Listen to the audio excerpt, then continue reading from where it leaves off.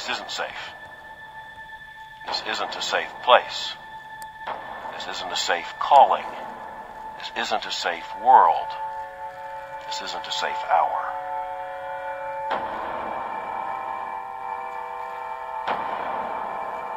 Our struggle is not against flesh and blood, but against the rulers, against the powers, against the world forces of the darkness, against the spiritual forces of wickedness in the heavenly places. God has enemies. If we conceive of the Christian ministry as a profession, we will be seeking safety.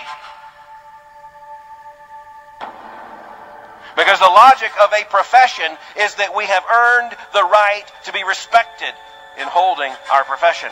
We have earned the right for the respect of a community, of the culture at large, of the society. Professionals aren't supposed to be in danger. You're supposed to be able to put the certificates on the wall, show your credentials to the world, and go about your business. For the martyrs, we draw our confidence in the knowledge that this is deadly dangerous business. For time will fail me if I tell of Gideon, Barak, Samson, Jephthah, of David and Samuel and the prophets, who by faith conquered kingdoms, performed acts of righteousness, obtained promises, shut the mouths of lions, quenched the power of fire, escaped the edge of the sword, from weakness were made strong, became mighty in war, put foreign armies to flight. Women received back their dead by resurrection, and others were tortured, not accepting their release, so that they may obtain a greater, better resurrection. And others experienced mockings and scourgings, yes, also chains and imprisonment. They were stoned, they were sawn in two, they were tempted, they were put to death with the sword, they went about in sheepskins, in goatskins, being destitute, afflicted, ill-treated, men of whom the world was not worthy, wandering in deserts and mountains and caves and holes in the ground.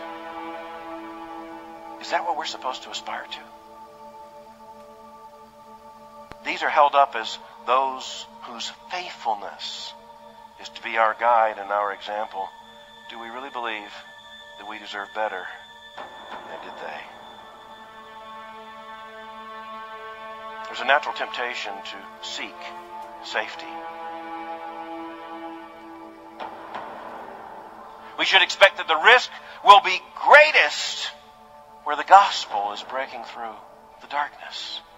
That's where we should expect the fight to be the most intense, the danger to be the greatest. What if our default was to go rather than to stay? To take the risk rather than to play it safe? To sacrifice? What if our default was to say now and not later? What if this year we were determined to do something? Well, we will take some risk and do something dangerous for the glory of God.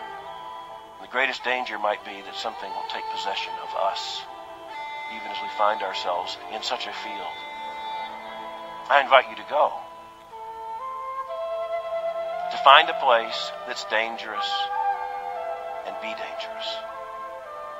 He is no fool who gives what he cannot keep to gain what he cannot lose. That invigorated and shaped an entire generation that was willing to go and, if necessary, to die. What about our generation, your generation? We will be dangerous.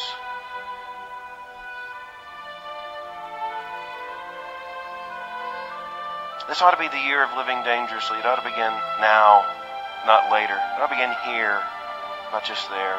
We need to see the danger. We need to embrace the danger. But brothers and sisters, we need to be the danger.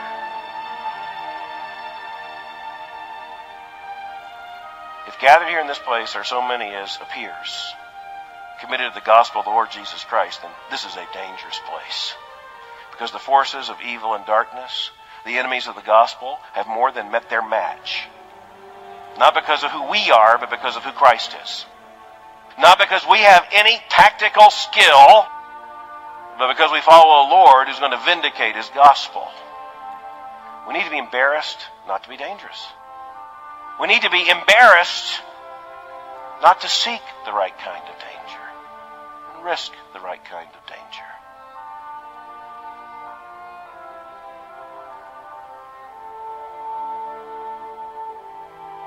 We need to be embarrassed to fear that one day we might retire in security and say, I supported dangerous people. I knew some dangerous people. We need to be a dangerous people. And let us be accursed if on that day, a far greater day than this, we have to admit that we were not there when things got dangerous.